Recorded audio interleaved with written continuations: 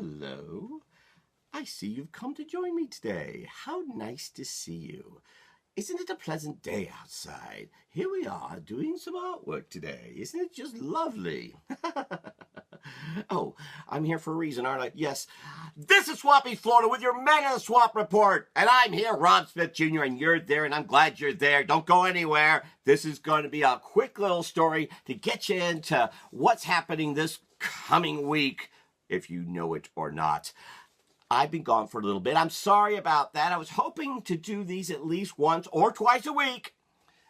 Unfortunately, my father died, and I'm sorry about that. It's been really, really terrible, actually, and has caused all kinds of interesting calamities. But isn't that what Florida's all about? Calamities. And it just got to kind of charge with it and try to make it work the best you can and try to better empower yourself with so much that my father did and contributed to put me wherever I am today with a stuffed animal I'm calling Swampy. But I want to talk to you a little bit about, and I'm working on a painting first of all. Let me show you this painting. This is a picture I took along the Ocklawaha River. That Ocklawaha River's way north Florida, comes off the St. Johns River. Well, it kind of comes off in different ways, but the Ocklawaha streams down off the St. Johns, and there connects to the Silver River, and there's that's where Silver Springs is, which I was this past weekend at the Springs Fest, trying to get you all to know more about our great state of Florida and our springs. Okay, now I'm doing this painting, and I hope to be doing more with this, showing as this is getting finished, and I'll show you the final product. And I may do a separate video just about the painting itself. Now, I wanted to show you a little bit about some things I found as I was gathering my father's things. I found just a couple of interesting historical items. One was, of all things, a shoehorn. It's a shoehorn, but if you look real carefully, real close, like right there, can you see that? Is that upside down? It may be. Yes, no, it's not. Oh, yes, it is. I'm sorry. There, that's better. It says Shoeland. Shoeland. Shoeland was a series of chain stores that spotted all over our state and around the country. And this one is, I'd say the shoehorn's about 35 years old or so. Shoeland is no longer with us. Now, there is still a Shoeland. This is Shoeland is one word. The Shoeland today is two words. This Shoeland goes back to back into the 70s and 80s, and I'm not sure exactly when it started. But this is, I'd say this is about 35 years old. This one's marked as North Fort Myers. So this is from Lee County. It's a very neat item, and I plan to eventually donate it to the Lee County Historical Museum. The other thing I found involves a very interesting fellow by the name of Glen Turner. This is a book all about Glen Turner. Glen Turner is still with us. In fact, he's my father's age, oddly enough. And he's still living in Seminole County. Glen Turner came up with a methodology of motivation, of being able for you to strive and do more for yourself. Unfortunately, the way he did it, well, that was where problems arose and what kind of got him to a bit of trouble. But he built a giant castle in Seminole County that unfortunately burned down. And he did have a little bit of problems with law enforcement.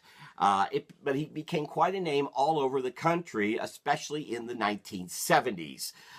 This book, for example, was written about the unstoppable Glen Turner.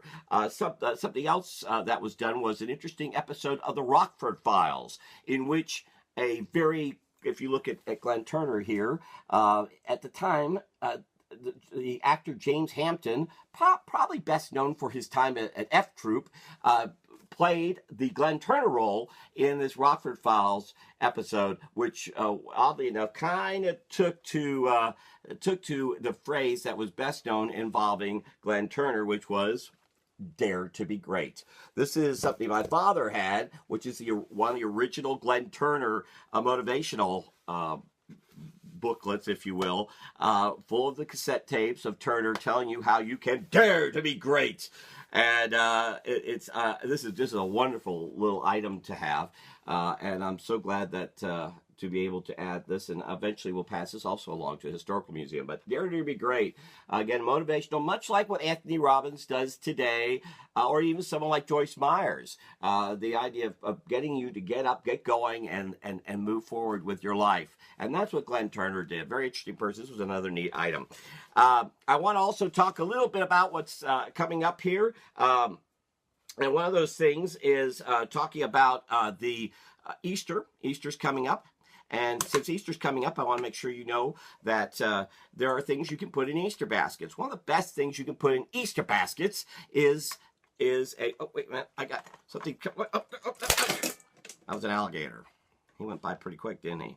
I'd say that was good 30 miles an hour. Where's the police when you need them? What's the idea? Oranges! Here, oranges. Oranges are, it's orange time. It's a lot of time. It's strawberry time.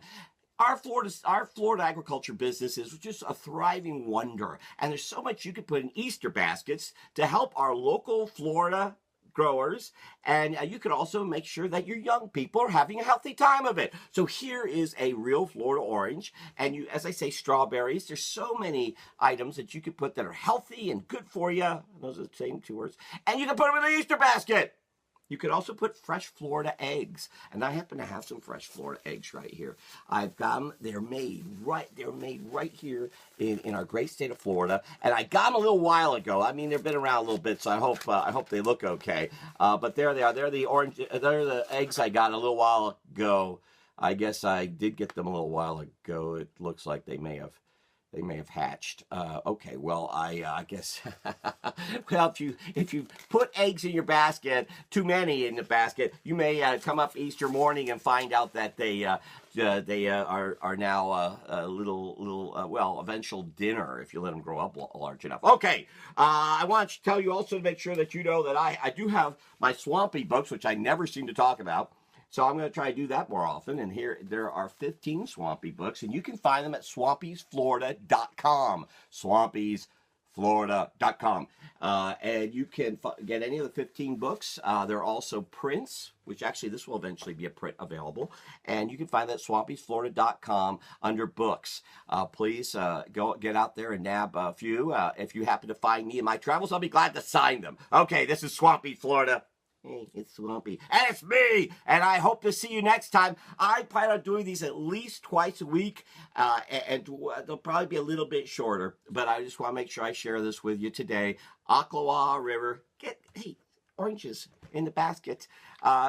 Don't forget about Glen Turner, still with us today. Dare to be great, and it's a good idea for yourself personally. Dare to be great. Dare to be great.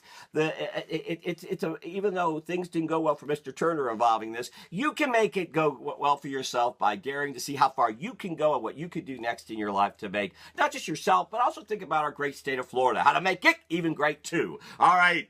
As I said, Swampy Florida, Man in the Swamp Report. I'll see you next time. Rob Smith calling. Bye.